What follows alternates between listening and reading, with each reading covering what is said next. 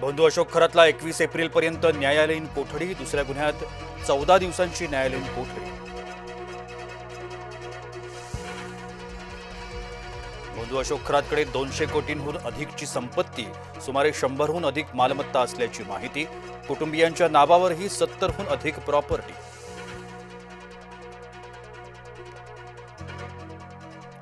समरजित घाडगेंची भाजपामध्ये घरवापसी, समरजित घाडगे यांचा भाजपमध्ये पक्षप्रवेश, प्रदेशाध्यक्ष रवींद्र चव्हाण यांच्या उपस्थितीत प्रवेश।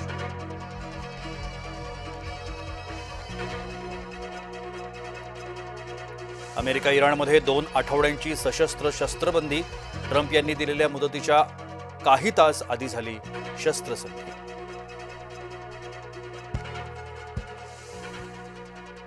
शस्त्रसंधी हा इराणचा विजय, इराणचे सर्वोच्च नेता मोज्तबा खामेनींची प्रतिक्रिया।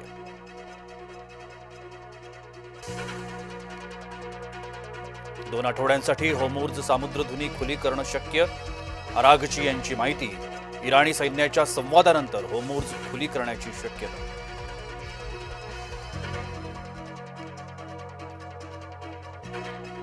युद्धविरामानंतर आखाती देशात अलर्ट जारी, कुवेत, बहरीन, सौदी अरेबियात अलर्ट जारी।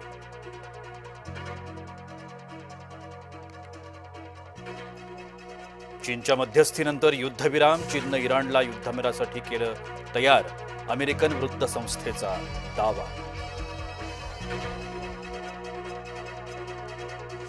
युद्धविरामानंतर इराणमध्ये जल्लोषाचं वातावरण, इराणचा ध्वज घेऊन लाखो लोक रस्त्यावर उतरले।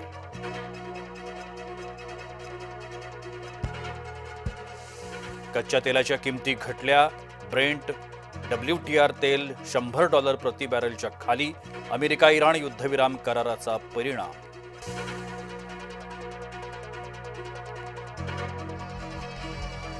ट्रम्प पाकिस्तानचे आभार मानतात, ही भारताला चपराक, पंतप्रधान मोदींनी सत्तेवर राहू नये, संजय राऊतांचा मोदींना टोला।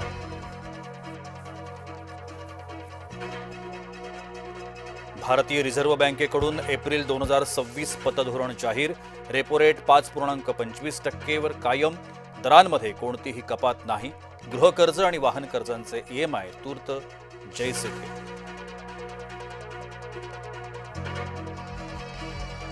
युद्ध थांबलं, शेअर बाजारात उसळी, सेन्सेक्स 2,500 पेक्षा जास्त अंकांनी वधारला, तर निफ्टीमध्ये 750 पेक्षा जास्त अंकांची वाढ।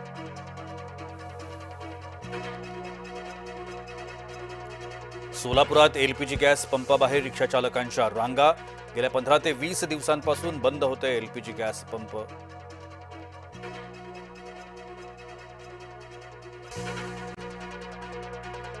समृद्धी महामार्ग कंत्राटदाराला मनसेनं चोपलं, समृद्धीवर आपत्कालीन सेवा, रोड मेंटेनन्स, पिण्याचे पाणी यांचा अभाव।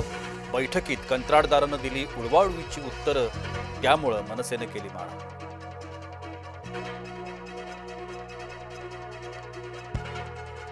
चिपी मुंबई विमानसेवा जलद गतीनं सुरू करा, सकाळी आणि संध्याकाळी 2 वेळा विमानसेवा द्या, मंत्री नितेश राणे यांनी मंत्रालयात बैठकीत दिल्या सूचना।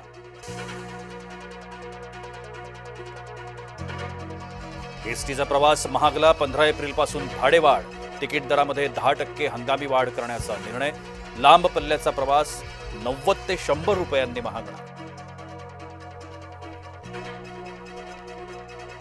बुलढाण्यात भरधाव कारनं रिक्षासह दुचाकीला उडवलं, 3 जण जखमी, अपघात CCTVत चित्रित।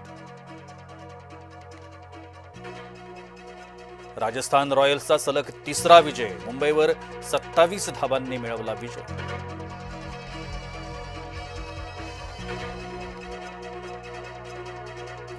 आज दिल्लीसमोर गुजरातचं आव्हान, विजयासाठी शुभमन अक्षर सेना भिडणार।